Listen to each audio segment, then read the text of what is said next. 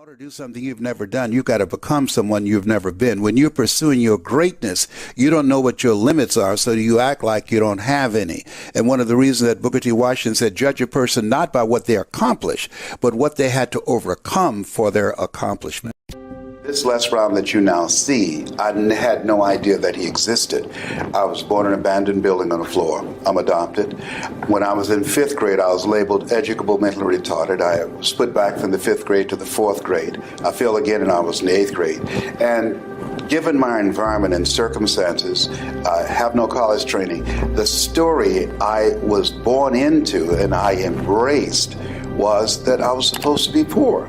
But it was not conscious, it was unconscious. How people live their lives is a result of the story they believe about themselves. In the 11th grade, Mr. Washington, he said to me, young man, go to the board and work this problem out for me. And I said, I can't do it. And he said, don't ever say that again. Someone's opinion of you does not have to become your reality. He interrupted my vision of myself. And as a result of his example and the input, review, repetition, and reinforcement of that concept and how he held me in his eyes when he looked at me, I was able to die to who I was and depart from the story that I bought into. Even if you are told a lie, faith comes by hearing and hearing and hearing. You hear it often enough, it becomes your reality. Perception, not challenge, becomes real for you. And so there was no one to dispute what was said about me, and I bought it.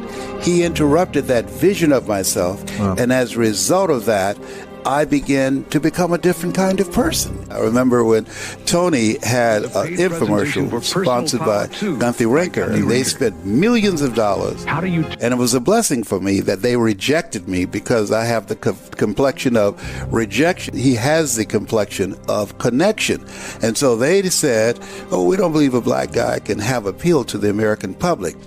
I was so furious with that because of how I was rejected by Gunther Rinker and those guys. I said, I don't have millions of dollars, but I got a story.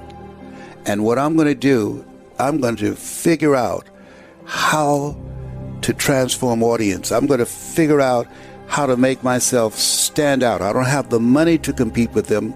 I don't have the complexion of connection. I remember something that Robert Schuller said, there's never a shortage of opportunities. It's just a shortage of thinking. I said, wait a minute.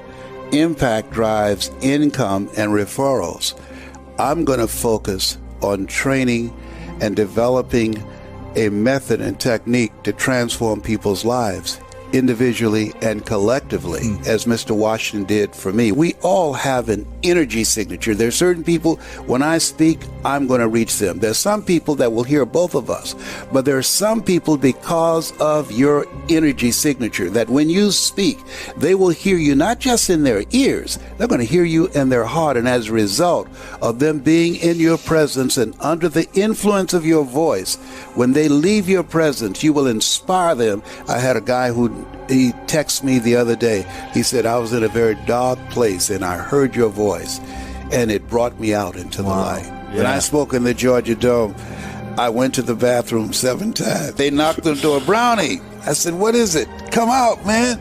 Dexter Yeager, they're pausing now because it's time for you.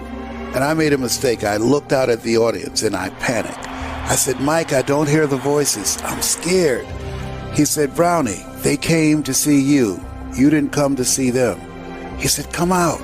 You will hear the voices. I said, I don't know, Mike. I've been trying. I just don't know. I'm scared. And he said, just be scared and do it anyhow. Don't speak. I said, I don't have to speak? He said, no. I said, then what will I do? He said, just tell a story.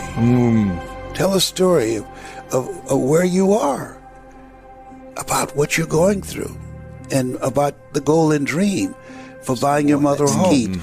Because stories can be used to transform people's lives. Right? Yeah. Not just anchor the points, but it creates a significant emotional event. And that's how human behavior is transformed. We have emotional memory. A lady came from Australia for me to train her, and she's rather wealthy. And I said, why did you come to me? And she said, I saw you speaking on